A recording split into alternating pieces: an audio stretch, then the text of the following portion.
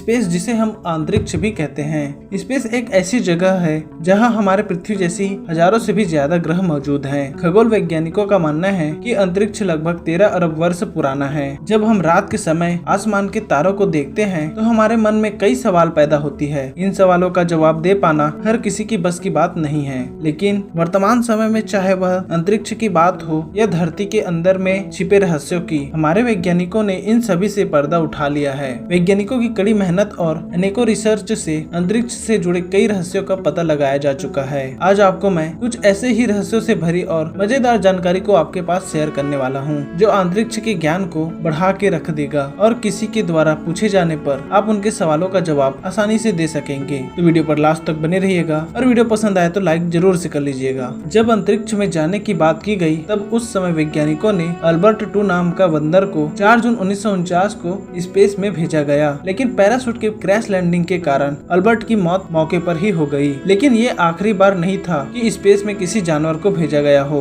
उसके बाद आगे चलकर अल्बर्ट 3 और अल्बर्ट 4 इसके अलावा एक चूहे को भी अंतरिक्ष में भेजा गया था। हम जिस पृथ्वी में रहते हैं उस पृथ्वी को आप जानते ही हैं, लेकिन हमारी पृथ्वी जैसे ही दिखने वाली 10 एक्सोप्लैनेट का पता नासा ने लगा चुका है, लेकिन इस प्लैनेट्स पर जीवन जी सकते हैं कि नहीं यह अभी भी पता नहीं है। हमारा यूनिवर्स इतना बड़ा है कि इसमें एक नहीं, दो नहीं, बल्कि पूरे 200 बिलियन से भी ज्यादा गैलेक्सी मौजूद है। ऐसे में यह कहना गलत नहीं है कि हमारा ब्रह्मांड अखंड और अनंत है। ये बात तो आपको पता ही होगा कि अंतरिक्ष में जाने पर हमें आवाज सुनाई नहीं देता, लेकिन हमारी अंतरिक्ष की ध्वनि कैसी है और अंतरिक्ष में क्या गूंज रहा है, ये बात आपको जरूर जानना चाहिए। वैज्ञानिकों ने जब यह पता लगाने की कोशिश की कि स्पेस की ध्वनि क्या है, तो उनको पता चला कि अंतरिक्ष में ओम नाम की ध्वनि गूंज रही है, यानी पूरी यूनिवर्स ओम नाम का मंत्र का जाप कर रहा है। ये बात बहुत ही रोचक है कि हिंदू धर्म की देवता देवादिदेव महादेव का मंत्र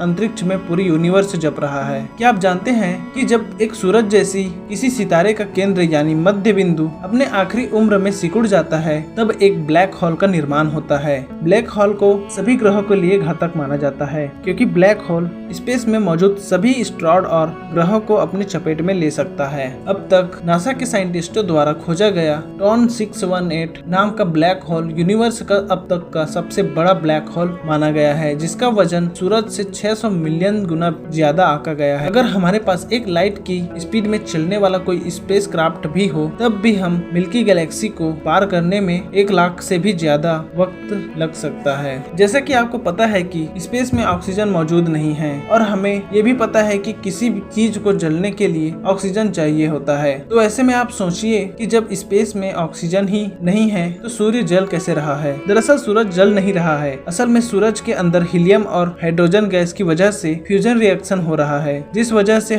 इससे इतनी गर्मी निकलती है। और सूर्य की गर्मी कितनी होती है ये गर्मी के मौसम में आपको पता ही होगा, और इन गैसों की वजह से हमें लगता है कि सूर्य जल रहा है। आपको जानकर खुशी होगी कि सौरमंडल में 2 ऐसे भी ग्रह मौजूद हैं जो आपको रातों रात अमीर बना सकता है, लेकिन दुख की बात तो ये है कि आप वहाँ जा नहीं सकते। सौरमंडल में 2 सबसे ठंडे ग्रह यूरेनस और नेपच्यून, जहाँ पर हीरो की बारिश होती है, अगर आप यहाँ जाने की सोचे तो यह संभव नहीं है, क्योंकि अगर नासा इन ग्रहों पर जाने की कोशिश करता है तो इस मिशन में $4.2 मिलियन खर्चा आ सकता है, और इन ग्रहों का तापमान -200 डिग्री सेल्सियस तक होता है, जहाँ पर आप जाते ही बर्फ में बदल सकते हैं। हमारे यूनिवर्स के इकलौते दानव के पास इतना पावर होता है जो लाइट को भी आराम से अपनी ओर खींच सकता है। आपने जितने भी ब्लैक होल को देखे होंगे वो अधिकतम काला ही होता है, लेकिन असल में ब्लैक होल का रंग काला नहीं होता। असल में ये लाइट को भी अपनी ओर खींच लेता है, इसलिए इसका रंग काला दिखाई देता है। ये इतना पावरफुल होता है कि किसी भी लाइट को पूरी की पूरी 99.99% तक अपने अंदर एब्जॉर्ब कर लेता है। आपको यह जानकर बहुत दुख होगा कि हमारे सूरज के पास जीने के लिए सिर्फ इतना समय बचा हुआ है। अब आप काउंट करके देख सकते हैं कि ये कितनी वर्ष तक जिंदा रहेंगे। फिर समय पूरा हो जाने के बाद सूरज भी ब्लैक होल में तब्दील हो जाएगा। आप अगर स्टूडेंट हैं तो आपको पता ही होगा कि रोशनी की स्पीड कितनी होती है।